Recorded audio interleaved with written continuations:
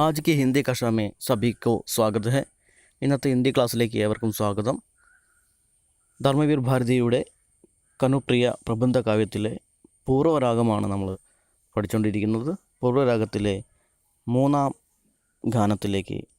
മൂന്നാം ഗീതത്തിലേക്ക് നമുക്ക് കടക്കാം.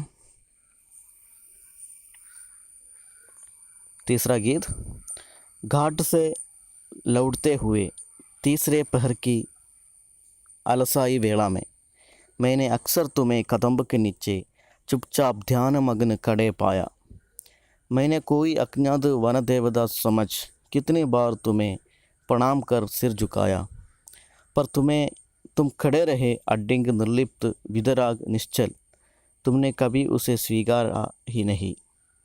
दिन पर दिन बीतते गए और मैंने तुम्हें प्रणाम करना भी छोड़ दिया, पर मुझे क्या मालूम था कि वह अस्वीकृति ही अटूट बंधन बनकर मेरी प्रणामबद्ध अंजलियों में कलाइयों में इस तरह लिपट जाएगी कि कभी खुल ही नहीं पाएगी. और मुझे क्या मालूम था कि तुम केवल निश्चल खड़े नहीं रहे, तुम्हें वह प्रणाम की मुद्रा और हाथों की गति इस तरह भा गई कि तुम मेरे एक एक अंग की एक एक गति को पूरी तरह बांध लोगे. इस संपूर्ण के लोभी तुम भला उस प्रणाम मात्र को क्यों स्वीकारते, और मुझ पगली को देखो कि मैं तुम्हें समझती थी कि तुम कितने विदराग हो, कितने निर्लिप्त. നമുക്കിതിൻ്റെ ഭാവാർത്ഥത്തിലേക്ക് കടക്കാം. ഈ ഒരു ഭാഗം പൂർവ്വരാഗം എന്ന് പറയുന്നത് പൂർവ്വരാഗത്തിൽ നടന്ന കാര്യങ്ങളൊക്കെ രാധ ഓർക്കുകയാണ്.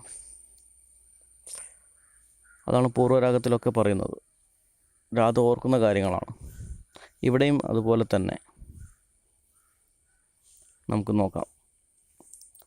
घाट से लौटते हुए तीसरे पहर की अलसाई वेला में. ഇവിടെ നമ്മുടെ രാധ പറയുകയാണ്, കുളിക്കടവിൽ നിന്ന്, ഘാട്ട് എന്ന് പറഞ്ഞാൽ കുളിക്കടവാണ്, കുളിക്കടവിൽ നിന്ന് ഞാൻ കുളിച്ച്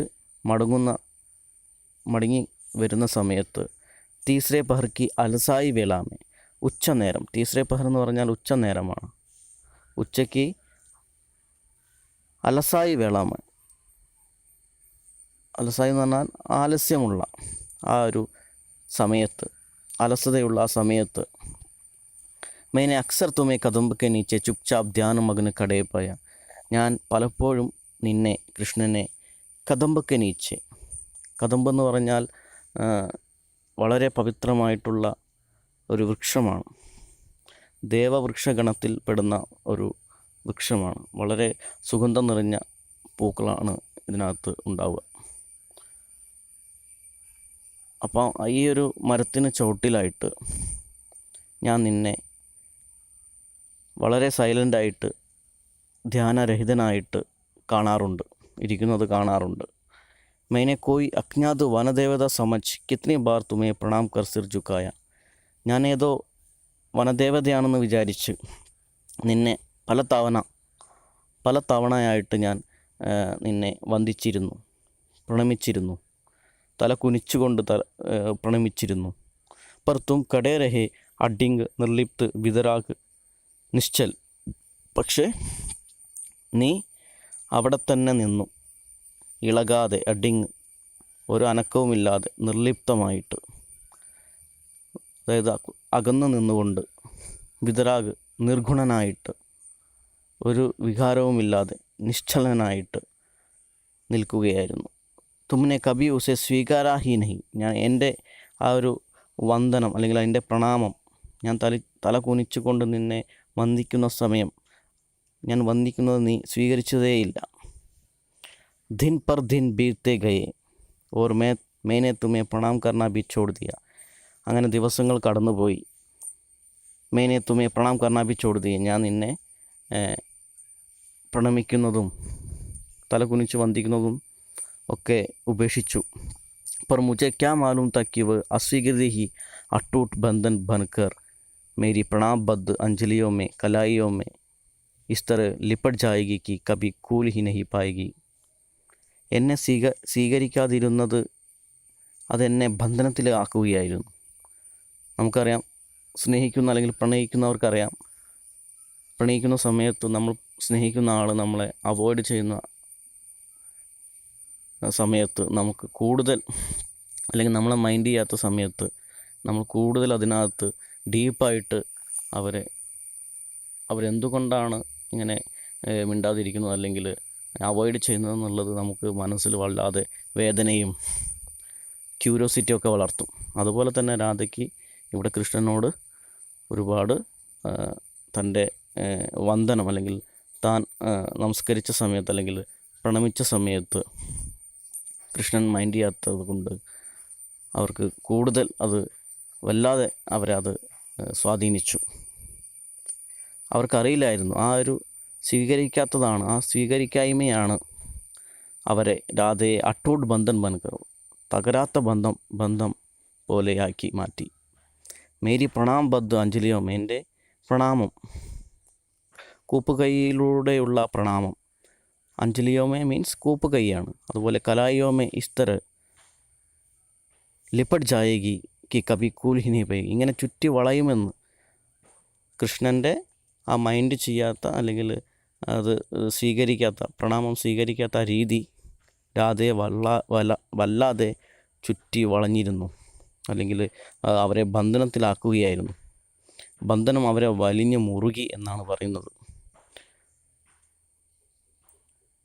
और मुझे क्या मालूम था कि तुम केवल निश्चल खड़े नहीं रहे, तुम्हें वह प्रणाम की मुद्रा और हाथों की गति इस तरह भा गई कि तुम मेरे एक एक अंग की एक एक गति को पूरी तरह बांध लोगे. എനിക്കറിയില്ലായിരുന്നു തും കേവൽ നിശ്ചൽ കടേ നഹി രഹേ, പക്ഷെ നീ ഇങ്ങനെ നിശ്ചലനായിട്ട് അനങ്ങാതെ നിൽക്കുകയായിരുന്നു എന്ന് എനിക്കറിയില്ലായിരുന്നു.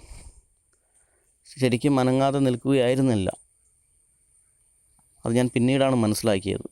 തുമേ വ പ്രണാം കി മുദ്ര और हाथों की गति इस तरह भाग गई कि, അദ്ദേഹത്തിന് എൻ്റെ ആ പ്രണാമവും എൻ്റെ കൈകളുടെ ഗതിയും മുദ്രകളൊക്കെ അദ്ദേഹത്തിന് ഒരുപാട് ഇഷ്ടമായിരുന്നു. ഇസ്തര ഭാഗയി മീൻസ് അച്ചാലകന, ഇഷ്ടപ്പെടുക. അദ്ദേഹത്തിന് എൻ്റെ പ്രണാമവും എൻ്റെ കൈകളും ഗതിയും മുദ്രകളുമൊക്കെ അദ്ദേഹത്തിന് വളരെ ഇഷ്ടമായിരുന്നു എന്ന് എനിക്കറിയില്ലായിരുന്നു. തും മേരെ ഏക് ഏക് അംഗ് കി ഏക് ഏക് ഗതി കോ പൂരി തരഹ് ബാന്ധ് ലോഗെ, എനിക്കിതും അറിയില്ലായിരുന്നു. എൻ്റെ ഓരോ ചലനവും കൃഷ്ണൻ ബന്ധനത്തിലാക്കുകയായിരുന്നു എന്ന് എനിക്കറിയില്ലായിരുന്നു. കൃഷ്ണൻ എല്ലാം വീക്ഷിക്കുന്നുണ്ടായിരുന്നെന്നും എനിക്കറിയില്ലായിരുന്നു. കൃഷ്ണൻ എന്നെ സ്നേഹത്താൽ ബന്ധനത്തിനാക്കി. അതായത് കൃഷ്ണൻ മിണ്ടണമെന്നോ അല്ലെങ്കിൽ തൊട്ടടുത്ത് വന്ന് നിൽക്കണമെന്നൊന്നും ഇല്ല. നമ്മൾ സ്നേഹിക്കുന്ന ആൾക്കാർ അതാരും ആയിക്കോട്ടെ, അവരുടെ ചില സൈലൻ്റായിട്ടുള്ള ചില സമീപനങ്ങൾ മതി നമ്മളെ ആകെ അവരിലേക്ക് എത്തിക്കാൻ. ഇവിടെ കൃഷ്ണനും രാധയും അല്ലെങ്കിൽ രാധയ്ക്ക് ഫീൽ ചെയ്യുന്നത് അങ്ങനെയാണ്. പൂർവ്വരാഗത്തിൽ നടന്ന കാര്യം രാധ ഇവിടെ ഓർക്കുകയാണ്. ഞാൻ എന്തൊരു പൊട്ടിപ്പെണ്ണായിരുന്നു, അദ്ദേഹത്തിന് എന്നെ ഒരുപാട് ഇഷ്ടമായിരുന്നു, അദ്ദേഹം എന്നിൽ നിന്ന് എന്തൊക്കെയോ ആഗ്രഹിച്ചിരുന്നു എന്നൊക്കെയാണ് രാധ ഇവിടെ സൂചിപ്പിക്കുന്നത്. അദ്ദേഹം അനങ്ങാതെ നിൽക്കുകയായിരുന്നില്ല, എന്നെ ശ്രദ്ധിക്കാതിരിക്കുകയായിരുന്നില്ല. എൻ്റെ ഓരോ ഗതിയും മുദ്രകളും എല്ലാം അദ്ദേഹത്തിന് ഇഷ്ടമായിരുന്നു. എൻ്റെ ഓരോ ശരീരത്തിൻ്റെ ഭാഗങ്ങളുടെയും ഗതികൾ എല്ലാ ഗതിയെയും അദ്ദേഹം കെട്ടി പുണർന്നു. അതായത് ബന്ധനത്തിലാക്കി എന്നെ അങ്ങയിലേക്ക്, അല്ലെങ്കിൽ എന്നെ കൃഷ്ണനിലേക്ക് ബന്ധനത്തിലാക്കി എന്നാണ് ഇവിടെ രാധ പറയുന്നത്. സ്നേഹത്തിൻ്റെ ബന്ധനത്തിലാക്കി എന്നാണ് പറയുന്നത്.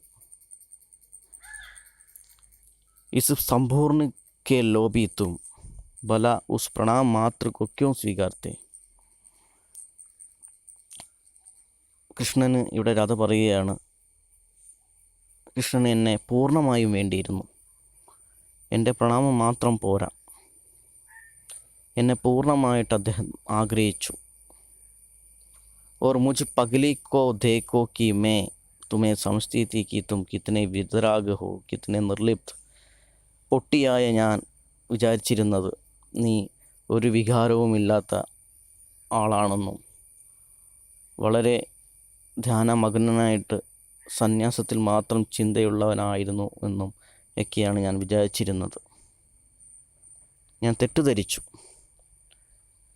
നീ എന്നെ പൂർണ്ണമായിട്ട് നിനക്ക് വേണ്ടിയിരുന്നു എന്ന് ഞാൻ വിചാരിച്ചിരുന്നില്ല. ഇത്രയുമാണ് 3-ാം രാഗത്തിൽ പറയുന്നത്. ഇതാണ് കദംബവൃക്ഷത്തിൻ്റെ പുഷ്പം. പൂർവ്വരാഗത്തിലെ 3-ാം ഗീതമാണ് നമ്മൾ ഇന്ന് പഠിച്ചത്. രാധ തൻ്റെ നടന്നു കഴിഞ്ഞ പാസ്റ്റാണ് ഇവിടെ ഓർക്കുന്നത്. ഇന്നത്തെ ക്ലാസ് എല്ലാവർക്കും മനസ്സിലായെന്ന് വിചാരിക്കുന്നു. നന്ദി, നമസ്കാരം.